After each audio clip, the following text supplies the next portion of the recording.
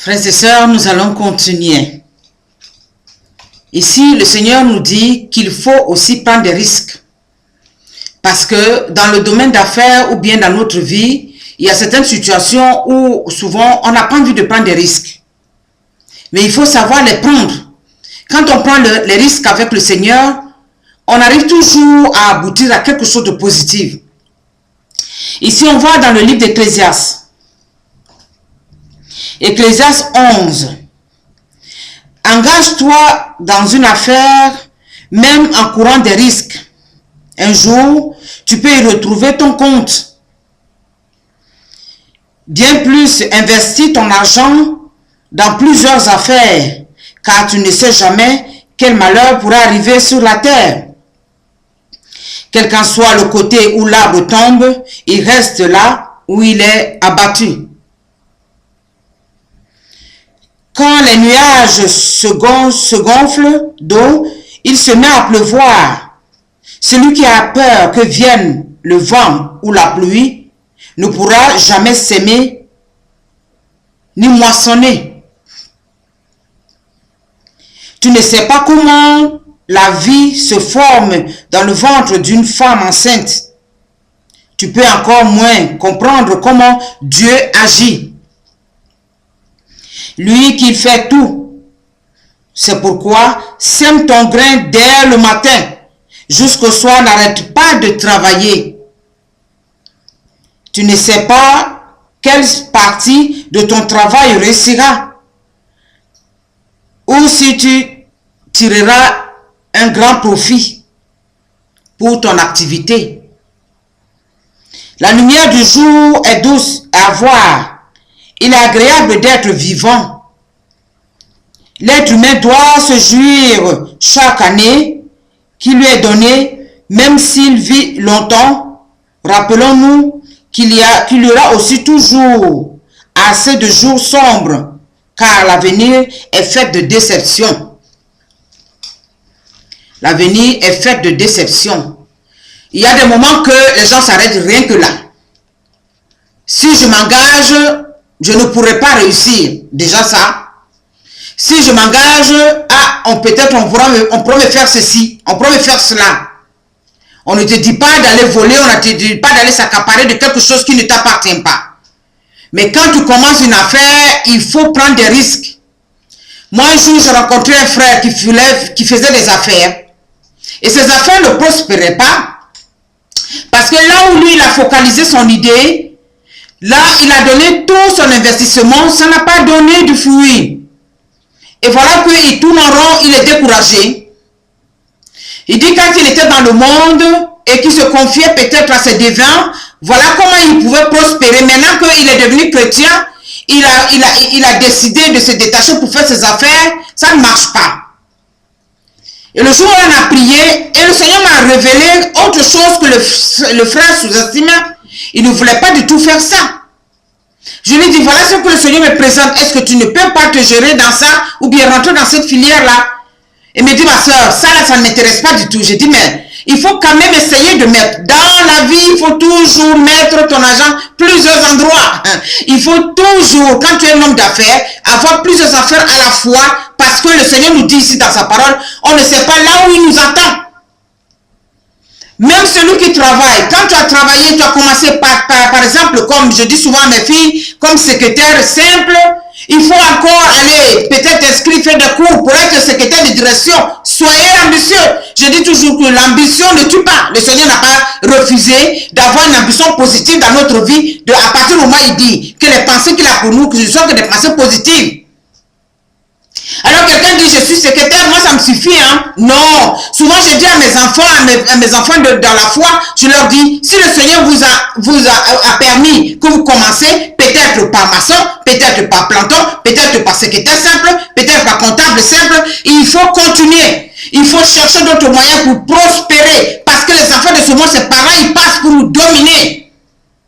Alors mais le Seigneur nous dit et dans notre vie, tant que nous vivons, que nous avons une vie longue, on va toujours avoir des moments de déception. Mais on ne doit pas s'arrêter là. Il nous invite, il nous excite, il nous donne la possibilité d'avoir le courage de pouvoir investir dans plusieurs endroits.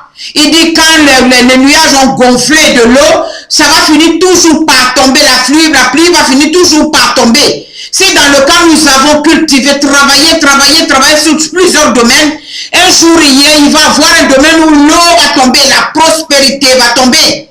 C'est là que le Seigneur nous invite. Pour que nous puissions briller dans ce monde, nous devons aussi travailler beaucoup. Nous devons aussi investir beaucoup. Nous devons aussi réfléchir beaucoup. Nous devons aussi créer aussi d'autres opportunités. Nous avons cette possibilité parce que le Saint-Esprit habite à nous. Pourquoi nous allons être des gens amorphes à partir du moment où le Seigneur nous a donné une pensée? Nous avons encore le Saint-Esprit qui nous révèle encore des choses cachées. Il suffit seulement de demander au Saint-Esprit, j'ai commencé à faire ceci, j'ai envie que m'aider à faire autre chose de plus grand.